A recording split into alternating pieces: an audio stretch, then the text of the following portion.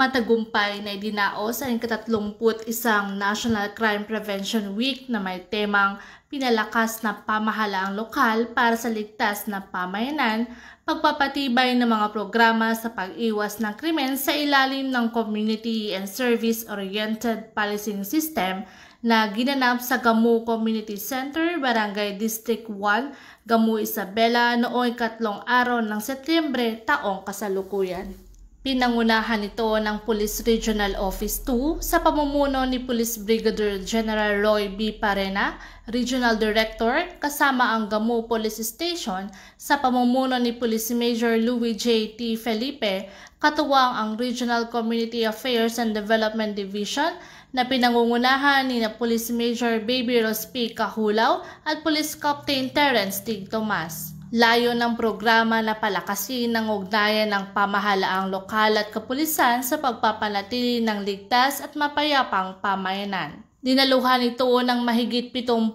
barangay officials at miyembro ng Barangay Peacekeeping Action Team.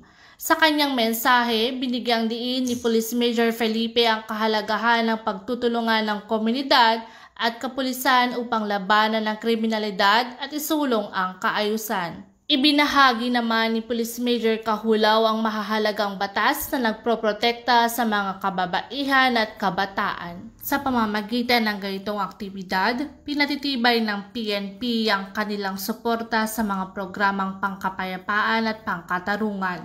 Layunin nitong patuloy na itaguyod ang isang ligtas, maayos at maunlad ng komunidad para sa lahat. Mula dito sa Lambak ng Cagayan, ako ang iyong PNN correspondent, Patrolwoman Janet Balad. Alagad ng batas, tagataguyod ng Balitang Pulis.